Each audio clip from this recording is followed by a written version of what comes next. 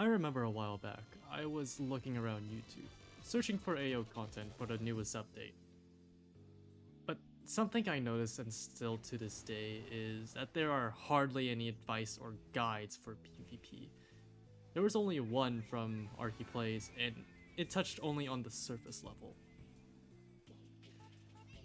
And so the PvEer in me at the time thought, PvP is fun, but it's something that is only really available to the select few.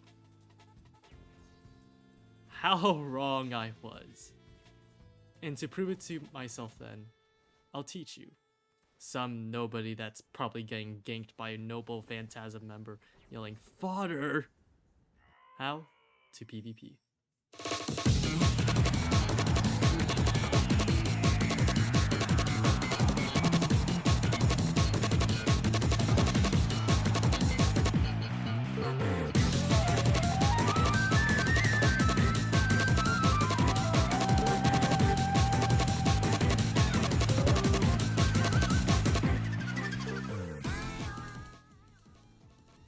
It seems really surface level, but mindset is key here. Of course you're gonna suck right now. There's barely any guides out there, and those who do know how to PvP, most of the time gatekeep it to themselves. And yes, they do practice and PvP for months and months, yet I find out most of the time that the difference between a PvPer and PvEer is very little. Meet this guy, Mr. Waddling Duck. I just stumbled across him randomly one time, and I talked about PvP with him. He didn't have a lot of confidence in himself. He said he had bad aim, and now look at this guy. Just look at this dipshit. What the fuck? What the fuck?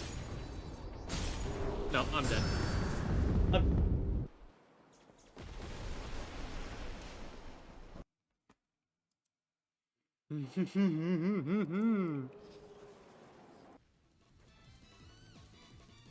PvPers in reality are not that much better than you.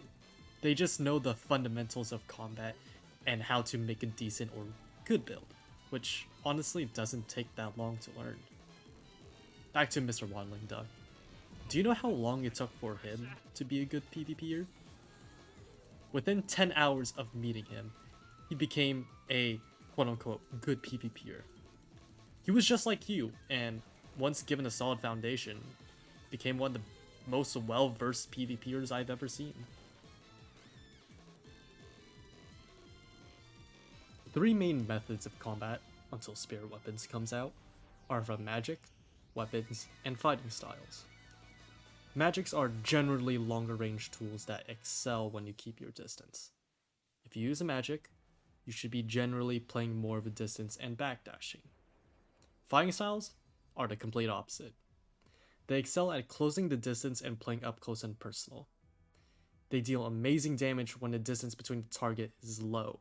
However, struggle when the target is out of range.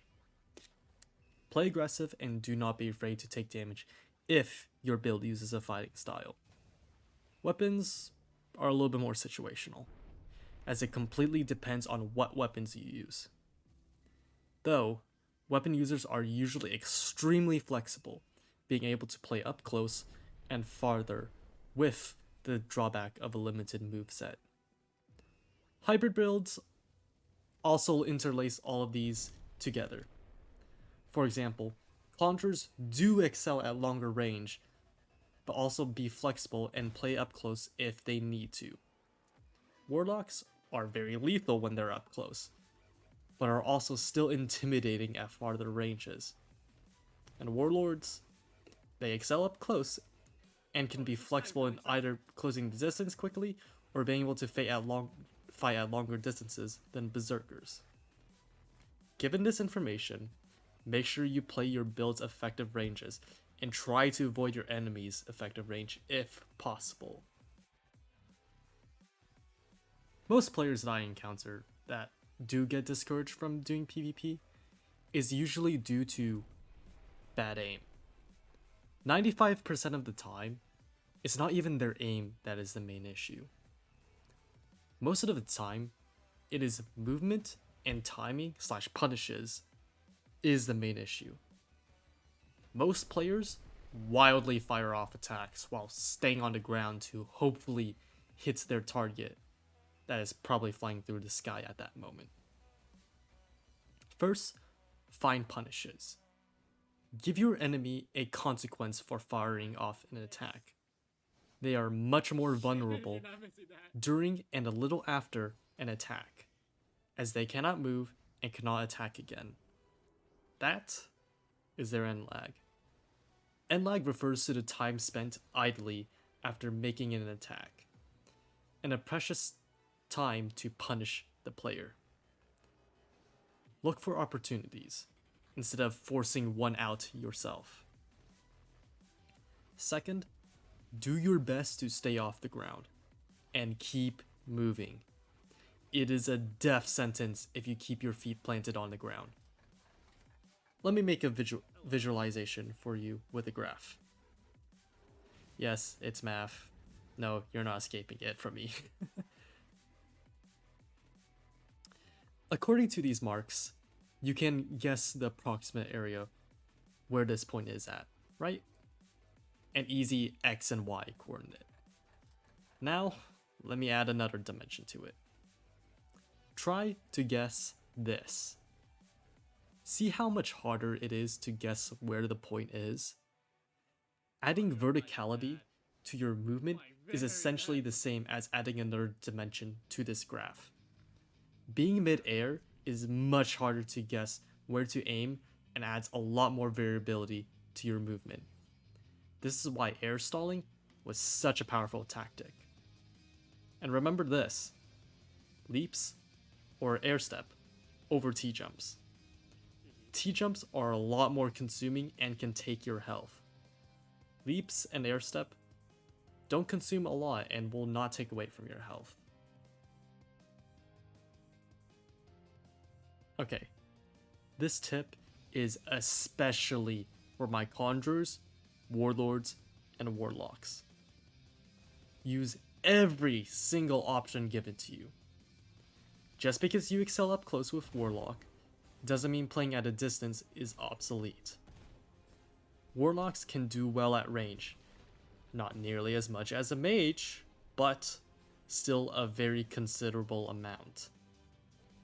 And for conjurers and warlords, treat your weapons as flexibility to your fighting style and magic. Yes, it is weird, because the weapons are getting the imbuements, but they are supposed to be complementary to your magic and fighting style, not a replacement. I say this especially as an Iron Leg Warlord main. Berserkers, keep your options flexible with your second fighting style. Mages, utilize your synergies effectively. And for my shadow mages with no synergies,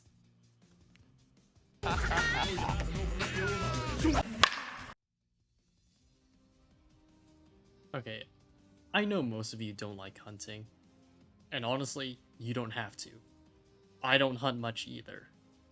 This is a skill that you can pick up fast, but not by yourself. Be friendly and find someone to spar with. Sometimes I see people in VTex's Discord, PvPM Munera. There's also Arcrono's PvP Discord. Wherever. Just find someone to spar with and you'll learn a lot. I will not lie. Arcane Odyssey is complex and pretty unplayable if you do not reference third-party resources often. Constantly. Even now, I find myself checking the wiki, using a Heo gear builder for a save, and using a treasure chart finder when I'm grinding out modified gear. Look at how many hours I have on my saves too. All three of the sites listed here, by the way, I will include in this video's description. They are valuable tools. Use them. And that is all I have for part 1. If there's enough positive feedback, I'll make a part 2. Probably an in-depth guide on gear stats, and how to make a gear build. Other than that, thank you for sticking around, and I wish you good luck on your PvP journey.